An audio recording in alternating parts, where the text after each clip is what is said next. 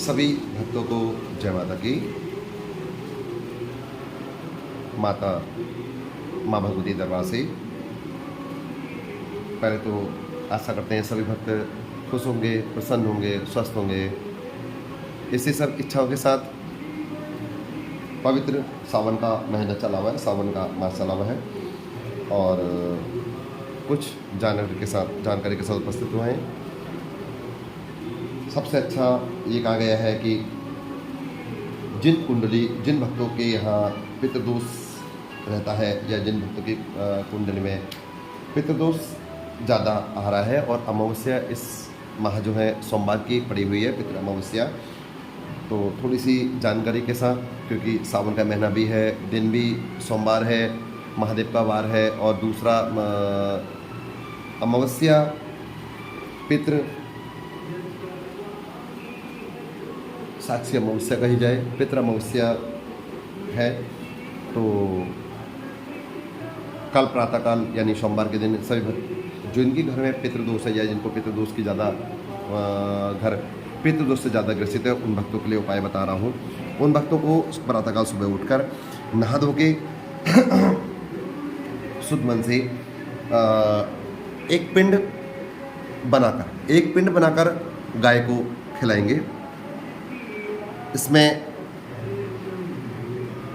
आटा में जौ, तेल, तुलसी के पत्ते, शहद, दूध के द्वारा पिंड बनाएं और 2 पिंड, एक पिंड मातृपक्ष के लिए और एक पिंड पितृपक्ष के लिए बनाना है।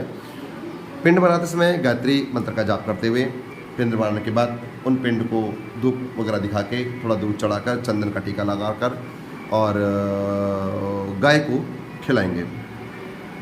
उसके बाद 11 दाने चावल के, 11 तिल के दाने, 11 जौ के दाने लेकर शिव मंदिर में जाके 11 बार स्वधा स्वधा स्वधा बोलना है और उन चावलों को शिवलिंग पर अर्पण करना है और भगवान शिव से अपने पितरों की मोक्ष प्राप्ति की कामना करनी है।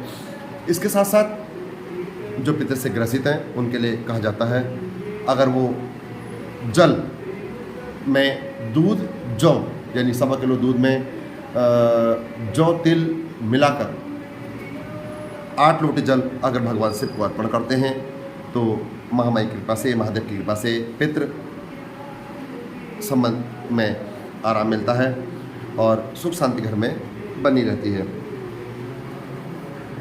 इसके साथ साथ सायंकाल के समय कल एक दिया भक्त लोग पीपल के पेड़ में जाकर यानी तिल के तेल का दिया भी जला सकते हैं और अगर पीपल के पेड़ में नहीं जा सकते हैं, घर दूर है या पीपल का पेड़ आपसे दूर पड़ता है, तो घर में ही दक्षिण दिशा की तरफ अपने पितरों के लिए, पितरों की शांति के लिए जौ तिल रखकर उस पर एक दिया जलाएं और पितरों से प्रार्थना करें कि आप जिस लोक में हैं वहाँ सुखी रहें और हमारे द्वारा जो भी पिंड आपको दिया गया है आप उसे स्वीकार करिए और अपने बच्चों को अपनी कृपा बनाए रखें। महामाई ने चाहा तो आपको इस कर्म से बहुत ही आराम मिलेगा और परिवार सकुशल आपका चलता रहेगा। तो बच्चों, सही भक्तों, ये आज छोटी सी जानकारी आपके पितृपक्ष के लिए, तो ध्यान रखेंगे।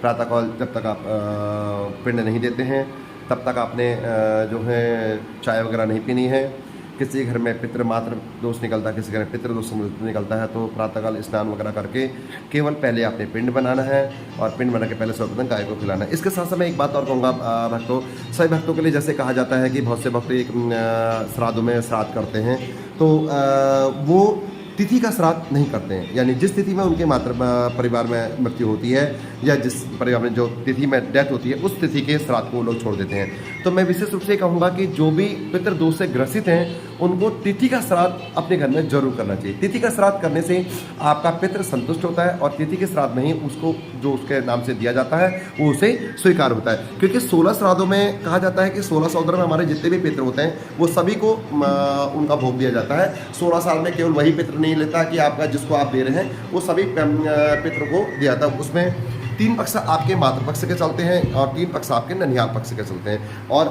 अपने पितरों को पूजने के लिए सर्वप्रथम कहा गया है कि आप 16 श्राद्ध के साथ साथ उनका तिथि का श्राद्ध जरूर करें। और किसी कारणवश अगर आपका 16 श्राद्ध का कोई श्राद्ध छूट जाता है तो आपको परेशान होने की जरूरत नहीं है, आपने तिथि का श्राद्ध लगातार करते रहना है और तिथि का श्राद्ध ही करके आपका पितृ शांत होता है और पितृ के द्वारा पितृ को जो भी दिया जाता है वो पितृ सहज स्वीकार कर लेता है। इसके साथ साथ कहा जाता है कि अक्सर परिवार में जो भी स्त्रियां होती हैं उनको स्नान जरूर करना चाहिए, प्रातःकाल उठ के स्नान टाइम से कर लेना चाहिए, क्योंकि यही हमारे पितृभूमि का भी कहा गया है। जो लोग समय से स्नान कर लेते हैं ऐसे घर में पितृ का वास बहुत कम होता है और हमारे जो नहाने के बाद जो जल का हमारे सिर से गिरता है वही आश्रित जल हमारे पितरों के निमित्त माना जाता है। तो इसलिए छोटी की जानकारी के साथ आपको आए हैं। आशा करते हैं सभी लोग अपने नियम से अपने पितरों का पूजन करेंगे, अपने पितर को मनाएंगे। और ख़ास तौर से ये सावन का महीना चला हुआ है और दिन भी अच्छा है, सोमवार का दिन है और सोमवार का दिन है, साथ में अमावस्या का दिन है। सावन का पर्व महादेव पवित्र सावन का महीना चला हुआ है, तो कल के लिए आपके सूचना डाली है। तो चलिए भक्तों, आगे कुछ फिर मिलते हैं। जय माता दी।